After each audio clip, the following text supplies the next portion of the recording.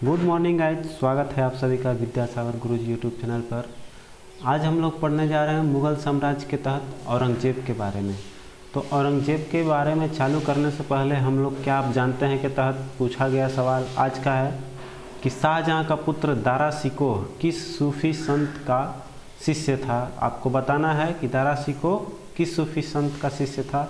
अगर आपको इसका जवाब पता है तो आप कमेंट कर सकते हैं, और नहीं तो कल की वीडियो में इसका जवाब आपको बताया जाएगा। तो चलिए आज का देख लेते हैं कल के सवाल का हम लोग का जवाब। कल का जो सवाल था आपसे पूछा गया था कि जहांगीर द्वारा शुरू की गई तुझके जहांगीरी नामक आत्मकथा को पूरा करने का श्रेय किसको है। अर्थात वो लिखते लिखते मर गया था अपना आत्मकथा, तो उसको पूरा किसने किया था। तो इसका सही जवाब है आपका मोतबिंद खां। इन्होंने आपको इस किताब को पूरा किया था। चलिए तो आज का क्लास शुरू करते हैं और औरंगजेब से संबंधित प्रश्नों का सिलसिला शुरू करते हैं। तो पहला सवाल है आपके पास कि औरंगजेब के किस पुत्र ने विद्रोह करके राजपूतों के विरुद्ध अपने पिता की स्थिति दुर्बल कर दी थी। तो औरंगजेब के किस पुत्र ने किया था। इसका सही जवाब है अकबर। ठीक है, अकबर ने विद्रोह कर दिया था। जिस तरह से औरंगजेब ने विद्रोह किया उसी तरह से इसके बेटे अकबर ने भी विद्रोह कर दिया था। तो औरंगजेब के आपको बता दें कि औरंगजेब के कितने पुत्र थे। औरंगजेब के आपके 4 पुत्र थे। ठीक है, 4 पुत्र में एक का नाम आपने जान लिया कि एक का नाम अकबर था, जिसको हम लोग अकबर द्वितीय के नाम से जानते हैं, क्योंकि अकबर तो पहले थे, ये अकबर द्वितीय है। और इसका और पुत्र का नाम है मोहम्मद मुअज़्ज़म, शाह आलम, काम बख्श और अकबर द्वितीय, जो अभी हमने पढ़ा। ठीक है, ये कुल 4 पुत्र थे। अगला सवाल देखिए, कह रहा है कि मुग़ल सम्राट जिसने सर्वाधिक संख्या में हिंदू अधिकारियों की नियुक्ति की थी उसका नाम क्या था।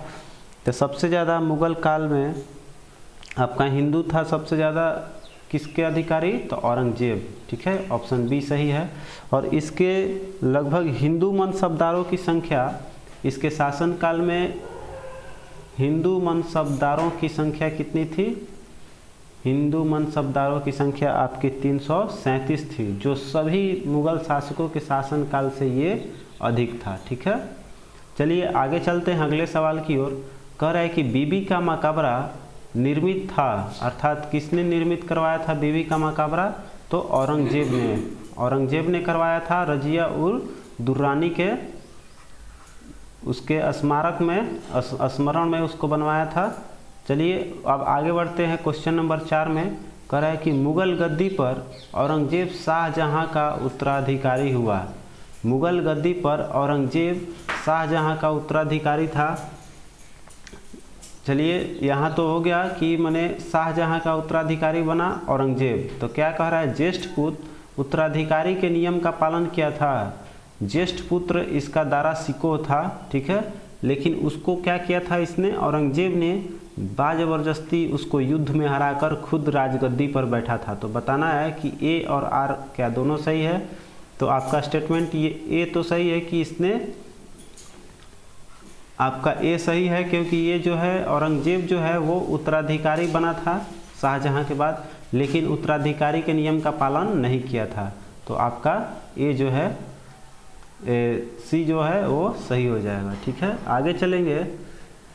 ज्येष्ठ पुत्र तो ये था नहीं, ये था आपका ज्येष्ठ पुत्र दारा शिकोह था। चलिए आगे बढ़ते हैं, क्वेश्चन नंबर 5 पे आते हैं। तो 5 नंबर कह रहा है कि किस मुग़ल सेनापति के साथ शिवाजी ने 1665 में पुरंदर की संधि पर हस्ताक्षर किए थे। शायद दिखाई नहीं दे रहा हो, लेकिन मैं जो बोल रहा हूँ उसे सुन लीजिएगा।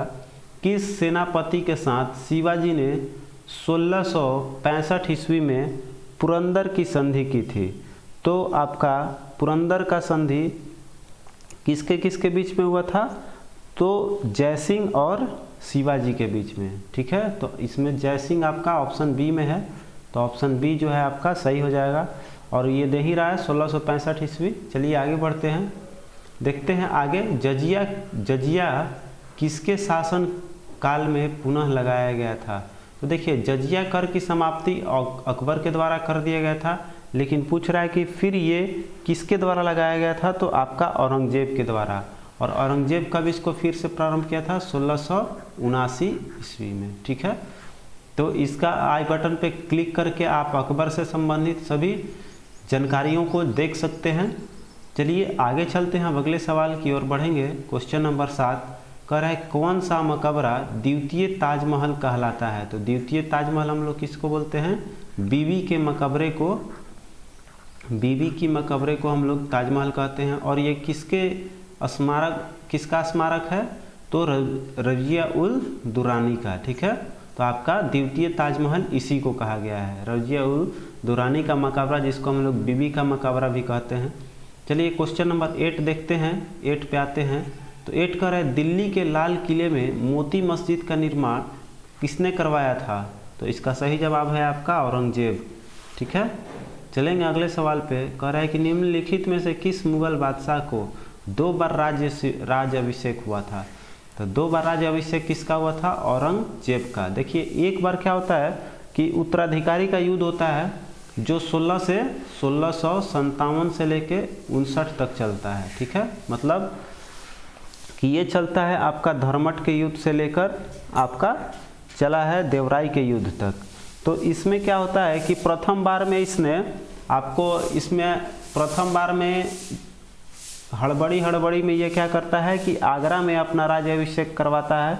तो प्रथम बार राज्याभिषेक करवा रहा है ये अपना 31 जुलाई 1658 को करवा रहा है। कहाँ? आगरा में 31 जुलाई 1658 को करवाता है प्रथम राज्याभिषेक। और दूसरा जो करवा रहा है वो राज्याभिषेक अपना बैठ रहा है जब आपको आराम से बैठ रहा है दिल्ली में राज्याभिषेक करवाता है, तो वो करवाता है आपका 5 जून फिर करवाएगा आपको 1 साल के बाद 5 जून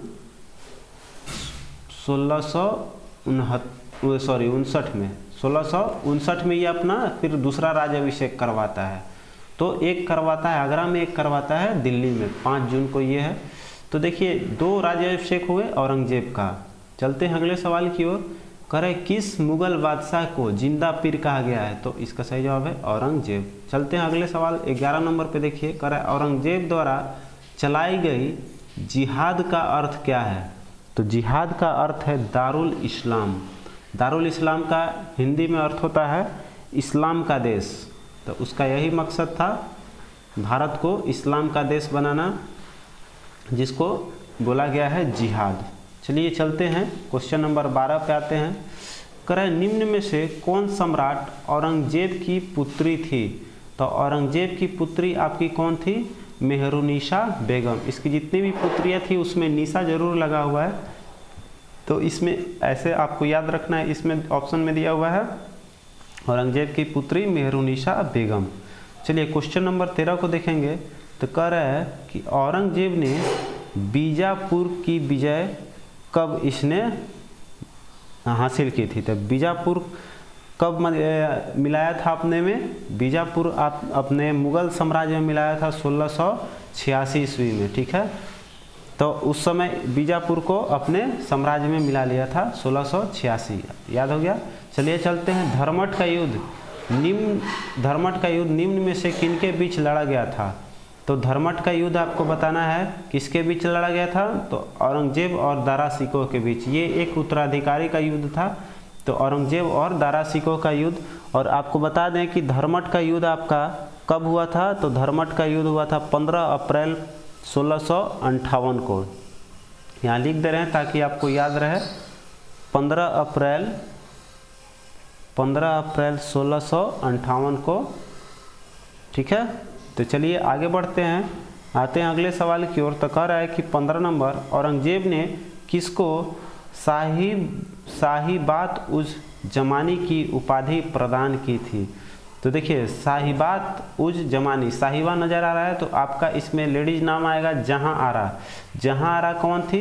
तो जहां आरा आपका शाहजहां की पुत्री थी। ठीक है, शाहजहां की ये पुत्री थी। ठीक है, चलिए आगे बढ़ेंगे। तो कह रहा है संत रामदास को किसके शासन काल से संबंधित किया जाता है? अर्थात संत रामदास किसके समकालीन थे? तो इसका सही जवाब है आपका अकबर। ठीक है, अकबर संत रामदास समकालीन थे। चलिए आगे चलेंगे। क्वेश्चन नंबर 17, औरंगजेब ने जोधपुर के शासक जसवंत सिंह को 1658 के धर्मट के युद्ध में पराजित किया था। धर्मट मेन बताना है आपको, धर्मट किस राज्य में स्थित है। तो धर्मट आपका मध्य प्रदेश में है। ठीक है, चलेंगे अगले सवाल की ओर। तो कह रहा है कि मुगल शहजादा जिसने श्रीनगर गढ़वाल में आश्रय लिया था वो कौन था। तो आपका सलीमान सिको जो है, सुलेमान सिको, ये श्रीनगर गढ़वाल में आश्रय लिया था। ठीक है, चलिए आगे चलेंगे। क्वेश्चन नंबर 19 पे आएंगे। तो कह रहा है कि औरंगजेब ने दक्षिण में जिन दो राज्यों को विजय किया था वह कौन था, अर्थात कौन कौन से राज्य उसने जीता था। तो अभी हम लोगों ने देखा, एक तो ऊपर देखा है हम लोगों ने, क्या आपका देख लिए हैं इसका हम लोग अभी देखे ना, कहाँ गया क्वेश्चन नंबर, आपको बता दूं क्वेश्चन नंबर बीजापुर यहाँ देखिए है 15 नंबर में हम लोगों ने 13 नंबर में देखा है हम लोगों ने, बीजापुर एक जीता था और एक आपका हो जाएगा इसमें गोलकुंडा। तो ऑप्शन आपका सी हो गया। मैं यहाँ बताना चाह रहा था कि बीजापुर विजय हो गया आपका, ठीक है, और गोलकुंडा को इसने जीता था कब, 1697 में। और बीजापुर आप देखिए रहे हैं, ये गोलकुंडा को 1697 और क्वेश्चन नंबर 13 में आ जाएगा तो बीजापुर को जीता था 1686 में। तो आज के लिए बस इतना ही, मिलते हैं कल हम लोगों का चालू होगा मुगल काल का प्रशासन, मुगलकालीन प्रशासन से संबंधित सवालों का कल MCQ होगा। तो आज के लिए बस इतना ही, मिलते हैं कल के वीडियो में।